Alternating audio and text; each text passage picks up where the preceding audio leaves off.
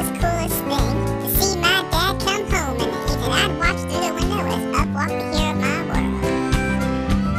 Well, he came down the walk in towards the stairs, and he stopped in his tracks, looked frozen and scared, and there perched at the top was an angry mama squirrel.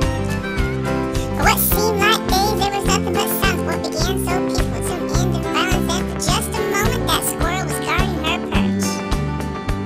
Well, I was watching through the window as the tension brewed, wondered what my dad was gonna do when that squirrel went loose and went totally berserk.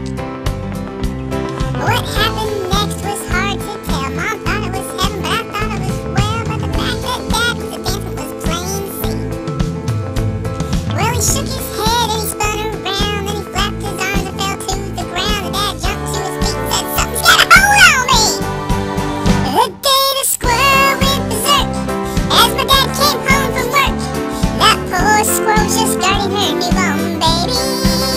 It was a fight for survival that no boxing match could rival. Dad was jumping up and shouting, "Get it off me!" Well, a neighbor came out, his name was Tom. He brought his bat, he'd had all along. He started swinging it around the crazed old wild man.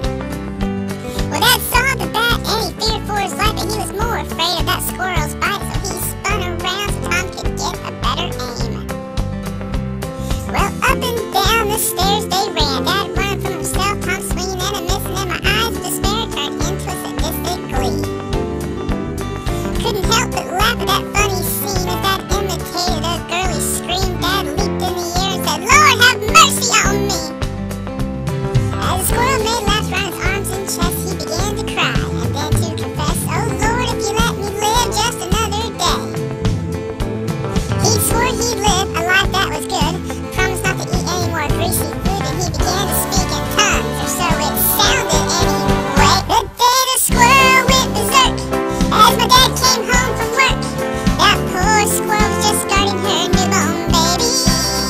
It was a fight for survival that no boxing match could rival. Dad was jumping up and shouting, "Get it off me!"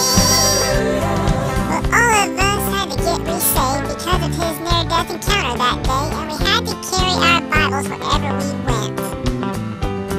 And without a moment of hesitation, we now listened only to the gospel station, and